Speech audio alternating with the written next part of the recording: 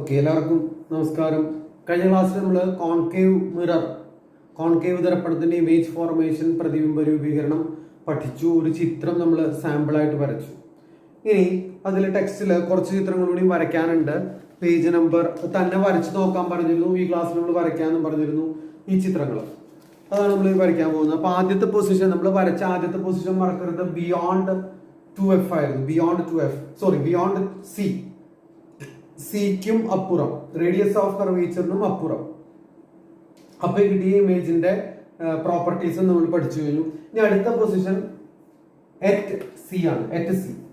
സിയിൽ അപ്പൊ നമ്മൾ ആദ്യമേ പറഞ്ഞിരുന്നു ഒബ്ജക്ട് സിയിൽ ഒബ്ജക്റ്റ് ആണ് OB. ഒരു ലൈറ്റ് റേ നമ്മൾ പ്രിൻസിപ്പൽ ആക്സിസിന് മുഖ്യ അക്ഷത്തിന് സമാന്തരമായിട്ട് വരച്ചു. അത് ഇതിൽ കൂടെ പോകും. മുഖ്യ അക്ഷത്തിന് സമാന്തരമായിട്ട് വന്നു കഴിഞ്ഞാൽ മുഖ്യ ഫോക്കസ്, പ്രിൻസിപ്പൽ ഫോക്കസിൽ കൂടെ പോകും. അടുത്തത് ഒരെണ്ണം പ്രിൻസിപ്പൽ ഫോക്കസിൽ കൂടെ വരച്ചു. പ്രിൻസിപ്പൽ ഫോക്കസ് കൂടെ വരച്ചു കഴിഞ്ഞാൽ ഇതിൽ കൂടെ പോകും, മുഖ്യ അക്ഷത്തിന് സമാന്തരമായിട്ട് പോകും. അപ്പൊ എവിടെ ഇമേജ് ഫോം ചെയ്യാം? ഇത് രണ്ടും കൂടി കൂട്ടിമുട്ടിയ സ്ഥലത്ത്, രണ്ടും കൂടി കൂട്ടിമുട്ടുന്നത് ഇന്റർസെക്ട് ചെയ്യുന്നത് എവിടെയാ? സിയിൽ തന്നെ, സിയുടെ നേരെ താഴെ. അപ്പൊ ഇമേജ് എവിടെ ഉണ്ടാവും? ഇത് ഇമേജ് അപ്പോ ഒബ്ജക്റ്റ് വസ്തു സിയിൽ വച്ചാൽ ഇമേജും സിയിൽ ഉണ്ടാവും. അപ്പൊ ഇതിന്റെ പ്രോപ്പർട്ടീസ് എഴുതുമ്പോൾ എന്ത് വേണം? ആദ്യം സ്ഥാനം എഴുതണം. At C, object at C, object വസ്തു സിയിലാണ്, ഇമേജും പ്രതിബിംബവും സിയിൽ തന്നെ, സ്ഥാനം എഴുതി. അടുത്തതായിട്ട് റിയൽ ആണോ ഇൻവേർട്ടഡ് ആണോ? റിയൽ, റിഫ്ലക്റ്റഡ് റേസ് കൃത്യമായിട്ട് ഇവിടെ ഇന്റർസെക്ട് ചെയ്യുന്നുണ്ട് അല്ലെങ്കിൽ കൂട്ടിമുട്ടുന്നുണ്ട്. അപ്പൊ അതെന്തായിരിക്കും? റിയൽ അല്ലെങ്കിൽ യഥാർത്ഥം. ഇനി എങ്ങനെയാ മിഥ്യ, എപ്പോഴാ വെർച്വൽ ഉണ്ടാവുക നമ്മൾ ഇനി ചിത്രം വരയ്ക്കുമ്പോൾ മനസ്സിലാവും. അപ്പൊ ഇത് റിയൽ ആണ്. പിന്നെ ഇൻവേർട്ടഡ്, തലകീഴായതാണ്. ഈ സൈസ്, അതിന്റെ സൈസ് ആണ് അടുത്തായിരുന്നത്. വസ്തുവിന്റെ അതേ വലുപ്പം, same as object, same size as object, വസ്തുവിന്റെ അതേ വലുപ്പം. ഇത്രയും കാര്യങ്ങൾ എഴുതി വെക്കണം, ചിത്രം വരച്ച് പഠിക്കണം. പ്രോപ്പർട്ടീസ് ആയിട്ട് അത്രയും കാര്യങ്ങൾ എഴുതണം. അതായത് position, real or virtual, enlarged or diminished or same size, അത് അത്രയും കാര്യങ്ങൾ എഴുതണം. ഇനി ഇൻവേർട്ടഡ് ആണ്, തലകീഴായതാണ്. അടുത്ത പൊസിഷൻ. അപ്പോ ബിയോണ്ട് സിക്കും അപ്പുറം കഴിഞ്ഞു. സിയിൽ, അത് കഴിഞ്ഞാൽ ടെക്സ്റ്റിൽ കൊടുത്തിട്ടുള്ളത് സിക്കും എഫിനും ഇടയിൽ. ഇതുമാതിരി നമുക്ക് വരയ്ക്കാം. സിക്കും എഫിനും ഇടയിൽ പ്രിൻസിപ്പൽ ആക്സിസിന് പാരലൽ ആയിട്ട്. അപ്പൊ നിങ്ങൾ എപ്പോഴും മിറർ ദർപ്പണം വരയ്ക്കുക, മുഖ്യ അക്ഷം പ്രിൻസിപ്പൽ ആക്സിസ് വരയ്ക്കുക, ഒരു 10 സെന്റിമീറ്റർ അത്രയും എടുത്ത് സി അടയാളപ്പെടുത്തുക, അതിന്റെ മിഡ് പോയിന്റ് എഫ് ആയിട്ട് അടയാളപ്പെടുത്തുക. പ്രിൻസിപ്പൽ ഫോക്കസിൽ കൂടെ വന്നു. അടുത്ത കൂടെ വരയ്ക്കാം. ഒരു ലൈറ്റ് പ്രിൻസിപ്പൽ ഫോക്കസിൽ കൂടെ വരച്ചു, അത് റിഫ്ലക്ട് ചെയ്ത് ഇതിൽ കൂടെ പോകും പ്രിൻസിപ്പൽ ആക്സിസിന് പാരലൽ ആയിട്ട്. അപ്പൊ ഇവിടെയാണ് കൂട്ടിമുട്ടിയത്. ഇവിടെ എന്തുണ്ടാവും? ഇമേജ് ഫോം ചെയ്യും.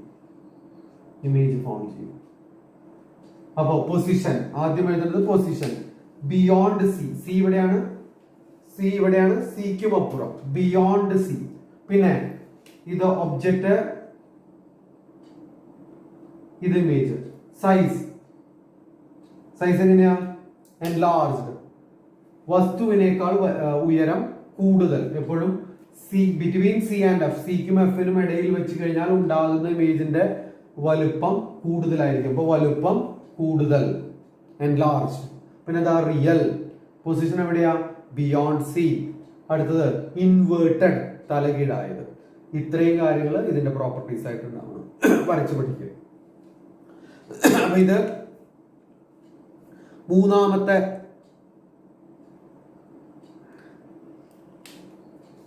ഓക്കെ, ഈ ചിത്രം ഇല്ല, ഈ ചിത്രം ടെക്സ്റ്റില് കൊടുത്തിട്ടില്ല, എങ്കിലും ഇത് വരച്ച് പഠിക്കുക. ഈ ചിത്രം കൊടുത്തിട്ടില്ല.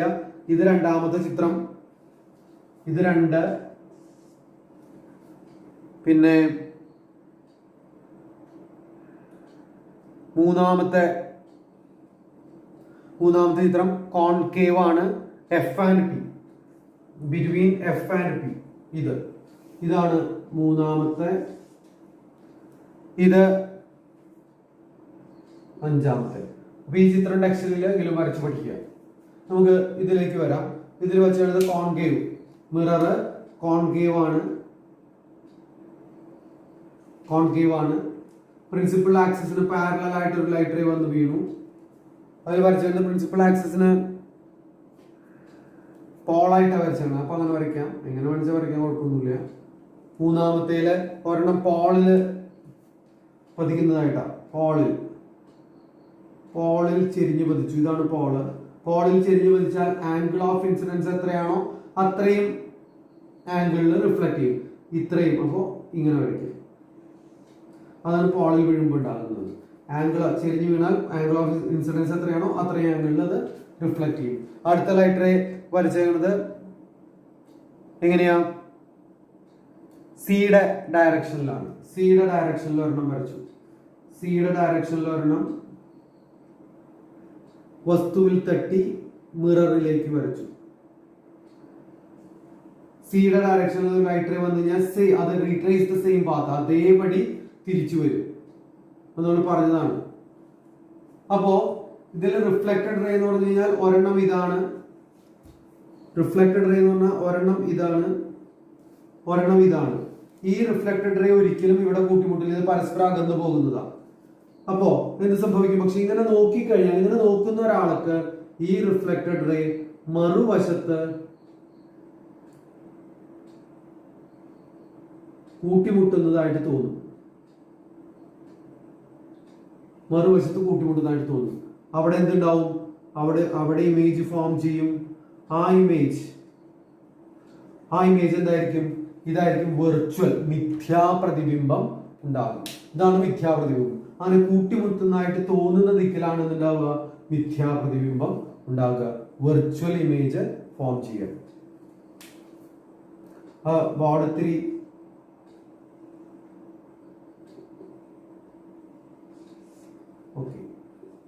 ശ്രദ്ധിക്കുക.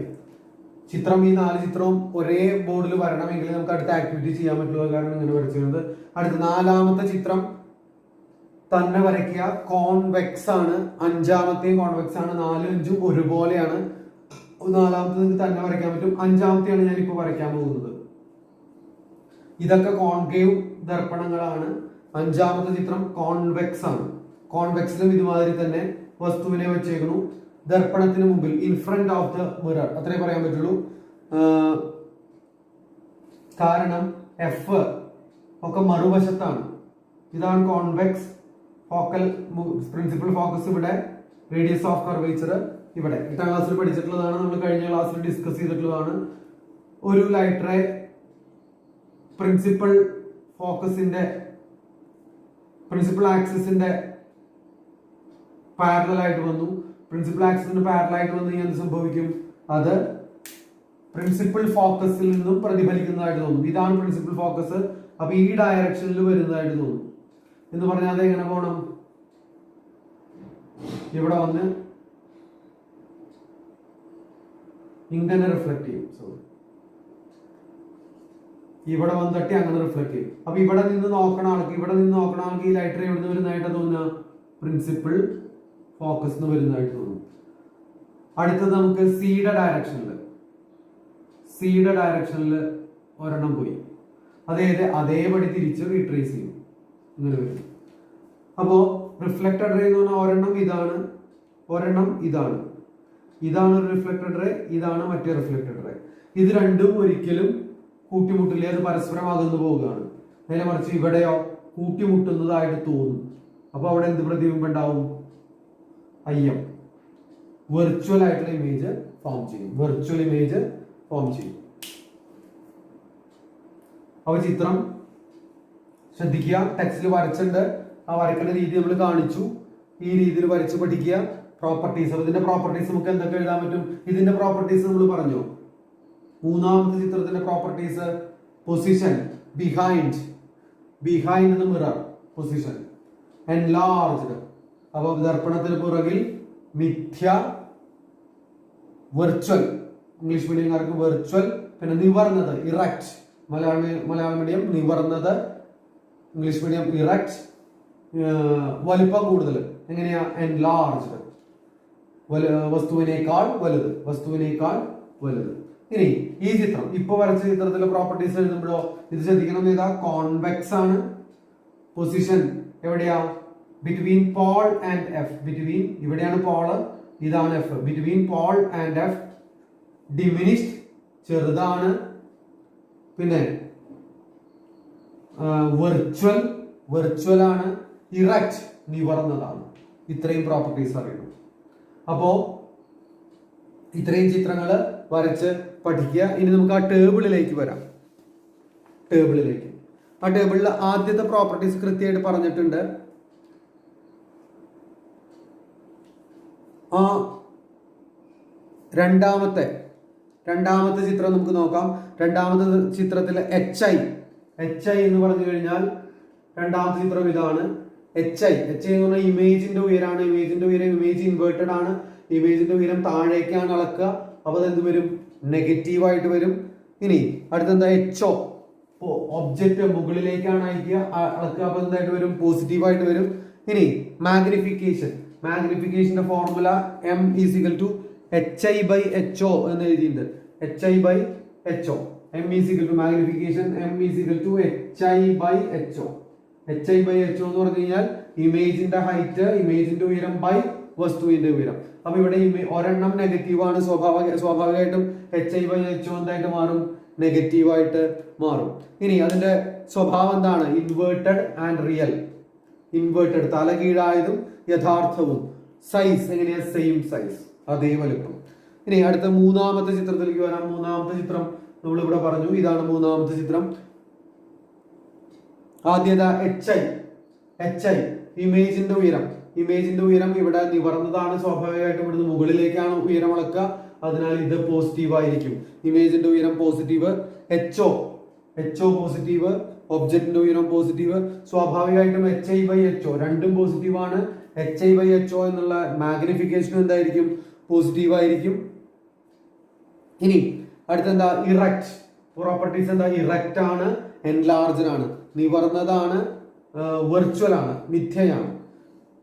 സൈസ് മാഗ്നിഫൈഡ്, എൻലാർജ്ഡ് അല്ലെങ്കിൽ മാഗ്നിഫൈഡ് എന്ന് പറയാം. മാഗ്നിഫൈഡ് എന്ന് എഴുതിയാൽ മതി.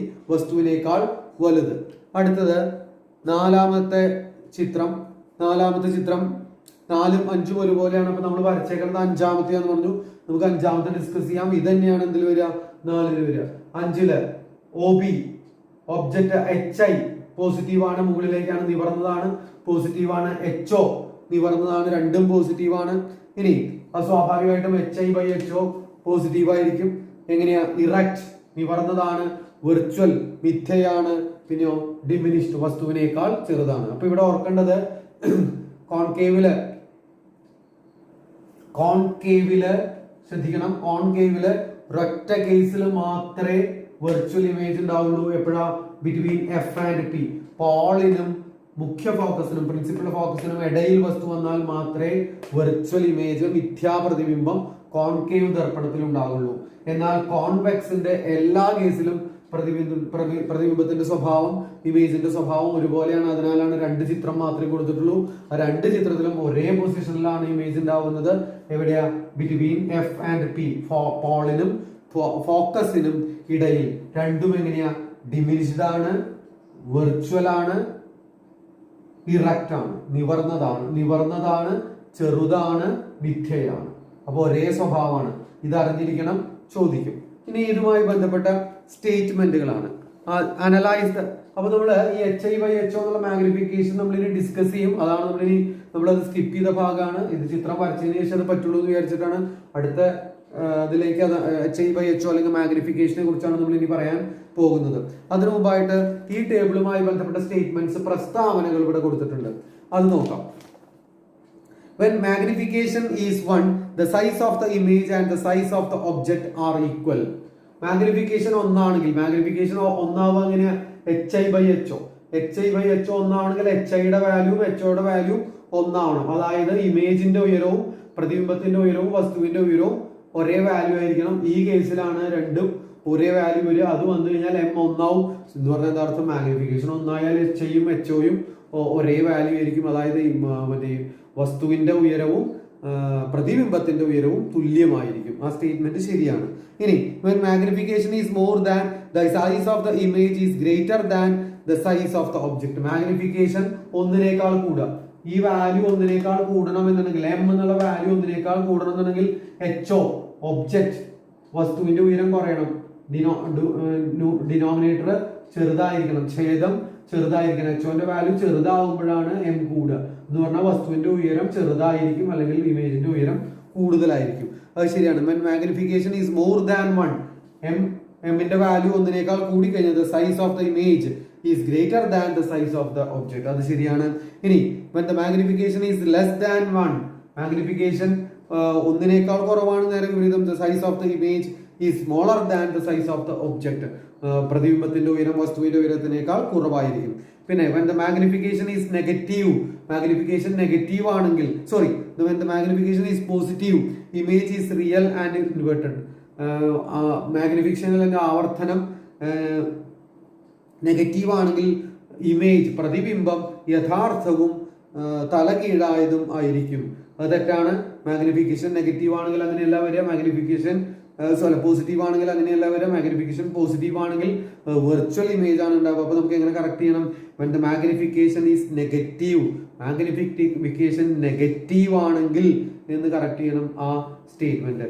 അതുമാതിരി തന്നെ പിന്നത്തെ സ്റ്റേറ്റ്മെന്റ് എങ്ങനെ കറക്റ്റ് ചെയ്യേണ്ടതായിട്ട് വരും? the magnification is positive, ആവർത്തനം അല്ലെങ്കിൽ മാഗ്നിഫിക്കേഷൻ പോസിറ്റീവ് ആണെങ്കിൽ എന്ന് കറക്റ്റ് ചെയ്യേണ്ടി വരും. ഇനി അതിന്റെ ചോട്ടില് ഇത് ചിലപ്പോൾ പരീക്ഷയിൽ ചോദിച്ചു എന്ന് പറയാൻ എന്താ? the image formed by a convex mirror is always erect and diminished. അപ്പൊ കോൺവെക്സ് മിറർ ആണ് നമ്മൾ വാഹനങ്ങളിൽ പിൻഭാഗ ദൃശ്യങ്ങൾ കാണാൻ വേണ്ടി ഉപയോഗിക്കുക. അപ്പൊ അതിന്റെ മുകളിൽ സാധാരണ എഴുതിയിട്ടുണ്ടാവും ആ മിററിൽ കാണുന്നതിനേക്കാൾ കൂടുതലായി അടുത്തായിരിക്കും വസ്തു. കാരണം അത് പുറകിലുണ്ടാകുന്ന വാഹനങ്ങളുടെ സൈസ് ചെറുതായിരിക്കും, അതിന്റെ ഉയരം അല്ലെങ്കിൽ അതിന്റെ നീളം ചെറുതായിരിക്കും. നീളം ചെറുതായിട്ടാണ് അത് കാണുക. സ്വാഭാവികമായിട്ടും പ്രതിബിംബത്തിന്റെ നീളം ചെറുതായിട്ട് തോന്നുന്ന സമയത്ത് അത് നമ്മളോട് കൂടുതൽ അകലെയാണ് എന്ന് തോന്നും. പക്ഷെ സത്യത്തിൽ അതിനേക്കാൾ അടുത്തതായിരിക്കും. അതാണ് അവിടെ പറഞ്ഞേക്കുന്നത്. അതൊന്ന് നോട്ട് ചെയ്യണം, അതല്ലെങ്കിൽ ചിലപ്പോൾ ചോദിച്ചു എന്ന് വരും. ഇനി അടുത്തത് നമുക്ക് മാഗ്നിഫിക്കേഷൻ അല്ലെങ്കിൽ ആവർത്തനം, അതിനെ കുറിച്ചാണ്. ഈ ചിത്രം മാറ്റിയാണ് ഇത്രയും വരച്ച് പഠിക്കണം. ആ പട്ടിക ശരിക്കും ശ്രദ്ധിച്ച് മനസ്സിലാക്കുക. എന്തെങ്കിലും സംശയം ഉണ്ടെങ്കിൽ ചോദിക്കുക. ബോർഡ് ഒന്ന് കൃത്യമായിട്ട് ശ്രദ്ധിക്കുക. ഒരേ ബോർഡിൽ ചിത്രം വന്നില്ല എന്ന് വെച്ചാൽ ബുദ്ധിമുട്ടാവും. അതാണ് അങ്ങനെ വരച്ചത്. നമുക്കിനി HI/HO മാഗ്നിഫിക്കേഷൻ. മാഗ്നിഫിക്കേഷൻ എന്ന് പറഞ്ഞാൽ മാഗ്നിഫിക്കേഷൻ എന്ന് പറഞ്ഞാൽ ഇറ്റ് ഈസ് എ നമ്പർ. എന്താ നമ്പർ? അതൊരു സംഖ്യയാണ്. വിച്ച് ഡിനോട്ട്സ്, എന്താ സൂചിപ്പിക്കുന്നത്? how many times the height of the image than that of the object. അതായത് പ്രതിബിംബത്തിന്റെ ഉയരം വസ്തുവിന്റെ ഉയരത്തിന്റെ എത്ര മടങ്ങാണ് എന്ന് സൂചിപ്പിക്കുന്ന ഒരു സംഖ്യ മാത്രമാണ് മാഗ്നിഫിക്കേഷൻ അല്ലെങ്കിൽ ആവർത്തനം. അപ്പൊ HI/HO ഈസ് ഈക്വൽ ടു 2 എന്ന് പറഞ്ഞ അർത്ഥം HI is equal to 2 into HO എന്ന് പറഞ്ഞാൽ എന്താ? HI എന്ന് പറഞ്ഞാൽ പ്രതിബിംബത്തിന്റെ ഉയരം എന്ന് പറഞ്ഞാൽ വസ്തുവിന്റെ ഉയരത്തിന്റെ 2 മടങ്ങാണ്. അതാണ് ആവർത്തനം. ഇനി HI/HO 1/2 ആണെങ്കിൽ എന്താ അർത്ഥം? പ്രതിബിംബത്തിന്റെ ഉയരം വസ്തുവിന്റെ ഉയരത്തിന്റെ പകുതിയേ ഉള്ളൂ എന്നാണ്. HI/HO 4 ആണെന്ന് പറയുന്നത് അർത്ഥം പ്രതിബിംബത്തിന്റെ ഉയരം, അതായത് ഇമേജിന്റെ ഹൈറ്റ് വസ്തുവിന്റെ ഹൈറ്റിന്റെ 4 times ആണെന്നാണ് അർത്ഥം. അപ്പോൾ അതിനുള്ള ഒരു ഫോർമുല ഉണ്ടാക്കലാണ് നമ്മുടെ അടുത്ത ലക്ഷ്യം. അതിനുള്ള ഒരു ചിത്രം ടെക്സ്റ്റിൽ കൊടുത്തിട്ടുണ്ട്. നമ്മൾ സത്യത്തിൽ തൊട്ട് മുമ്പത്തെ ഭാഗമാണ് നമ്മൾ എടുക്കുന്നത്. ഇതാണ് നമ്മൾ ഡിസ്കസ് ചെയ്യാൻ പോകുന്നത്. അപ്പൊ അതൊന്ന് ചെയ്ത് പഠിക്കണം. ആ ചിത്രത്തില് ടെക്സ്റ്റിൽ കൊടുത്തിട്ടുണ്ട് അതേമാതിരി തന്നെ ഞാൻ വരച്ചേക്കാണ്. എന്താ അത് പല രീതിയിൽ ചെയ്യാം. ഒബ്ജക്റ്റിനെ നമ്മൾ ബിയോണ്ട് സിക്കും അപ്പുറത്തായിട്ട് ഒബ്ജക്റ്റിനെ വെച്ചേക്കാണ്. ഒബ്ജക്റ്റിൽ നിന്നും ഒരു ലൈറ്റ് റേ നമ്മള് പോളിൽ ചെരിഞ്ഞു പതിക്കുന്ന രീതിയിൽ വരച്ചു. സ്വാഭാവികമായിട്ടും അതേ ആംഗിളിൽ അത് റിഫ്ലക്ട് ചെയ്യും. അതിനുശേഷം ഒരെണ്ണം പാരലൽ ആയിട്ട് വരച്ചു. അത് പ്രിൻസിപ്പൽ ഫോക്കസിൽ കൂടെ വരച്ചു. ഇത് രണ്ടും എവിടെ കൂട്ടിമുട്ടും? ഇവിടെ കൂട്ടിമുട്ടും. അവിടെ ഇമേജ് ഉണ്ടാവും. അപ്പൊ ഇത് OB, ഇത് IM, ഇത് P. നമ്മൾ ഇനി ട്രയാങ്കിൾ കൺസിഡർ ചെയ്യാണ്. OBP, ട്രയാങ്കിൾ OBP എന്ന് പറയുന്നത് OBP. ഇതാണ് ട്രയാങ്കിൾ ഒ ബി പി. ഈ ട്രയാങ്കിൾ അടുത്തെന്താ IMP. IMP ഇത് രണ്ടും എങ്ങനെയാ? ഇത് രണ്ടും സിമിലർ ട്രയാങ്കിൾസ് ആണ്. സ്വാഭാവികമായിട്ട് അതിന്റെ സമാന വശങ്ങളുടെ അംശബന്ധം എങ്ങനെയായിരിക്കും?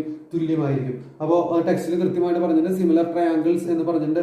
അപ്പൊ IM/OB is equal to IP/OB. നോക്കാം. IM എന്ന് പറഞ്ഞാൽ ഇതാണ്. അതിന് സമാനമായിട്ടുള്ള അതേതാ? OB. ഈ ട്രയാങ്കിളില് OB ആണ്. IM/OB. അടുത്തത് IP എന്ന് പറഞ്ഞാൽ ഇത് IPക്ക് ഈക്വൽ സമാനമായിട്ടുള്ള OP. IP/OB. IM/OB എന്നൊക്കെ എങ്ങനെ എഴുതാം? IM/OB എന്ന് പറഞ്ഞാൽ HI/HO. ഇതിനൊക്കെ നമുക്ക് സൈൻ കൺവെൻഷൻ കൊടുക്കാം. HI എന്ന് പറഞ്ഞാൽ ഹൈറ്റ് ഓഫ് ദ ഇമേജ്. തന്നെ ഞാൻ എങ്ങനെ എഴുതി? HI. OB എന്ന് പറഞ്ഞാൽ ഹൈറ്റ് ഓഫ് ദ ഒബ്ജക്ട്. ഇതല്ലേ IM, ഇത് OB. അപ്പൊ height of the object HO എന്ന് എഴുതി is equal to IP. IP എന്ന് പറഞ്ഞാൽ സാധനം IP എന്ന് പറഞ്ഞാൽ സത്യത്തിൽ ഇമേജിലേക്കുള്ള ദൂരമാണ്. പോളിൽ നിന്നും ഇമേജിലേക്കുള്ള ദൂരമാണ്. ഇമേജിലേക്കുള്ള ദൂരത്തിന് നമ്മൾ എന്താ ഡിനോട്ട് ചെയ്യുക? V. അപ്പൊ അങ്ങനെയാണെങ്കിൽ OP എന്ന് പറഞ്ഞാൽ ഒബ്ജക്റ്റിലേക്കുള്ള അകലം, വസ്തുവിലേക്കുള്ള അകലാണ്. അതിനെ നമ്മൾ എന്താ പറയാ? U. ഇവിടെ സൈൻ കൺവെൻഷൻ അപ്ലൈ ചെയ്യുമ്പോൾ HI ഇമേജിലേക്കുള്ള ഉയരം താഴേക്കാണ് അളക്കുക, അതെന്തായിരിക്കും? നെഗറ്റീവ്. HO ഒബ്ജക്റ്റിലേക്കുള്ള മുഖയിലേക്കാണ്, അത് പോസിറ്റീവ്. V ഇങ്ങടാണ് അളക്കുന്നത്, സ്വാഭാവികമായിട്ടും നെഗറ്റീവ്. U ഇങ്ങടാണ് അളക്കുന്നത്, സ്വാഭാവികമായിട്ടും അതും നെഗറ്റീവ്. അപ്പൊ എന്ത് വന്നു?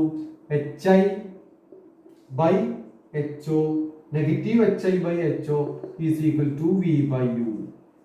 ഇത് രണ്ട് നെഗറ്റീവ് കൂടി എന്താവും? പോസിറ്റീവ് ആവും. നമുക്ക് കാണുന്നത് എന്താ? HI/HO is equal to negative V/U. HI/HO is equal to negative V/U. അപ്പൊ ഈ ഫോർമുലയും ചെയ്ത് പഠിക്കുക. ഇത്രയും കാര്യങ്ങളാണ് ടെക്സ്റ്റിൽ കൃത്യമായിട്ട് പറഞ്ഞിട്ടുണ്ട്. ചിത്രങ്ങൾ വരച്ച് പഠിക്കുക. അതോടുകൂടി നമ്മുടെ ഈ ചാപ്റ്റർ തീരാണ്. അടുത്ത ക്ലാസ്സിൽ നമുക്ക് ലെറ്റസ് എസ് വിശദമായിട്ട് ഡിസ്കസ് ചെയ്യാം. അത് നിങ്ങളൊന്ന് സ്വയം ട്രൈ ചെയ്ത് നോക്കുക.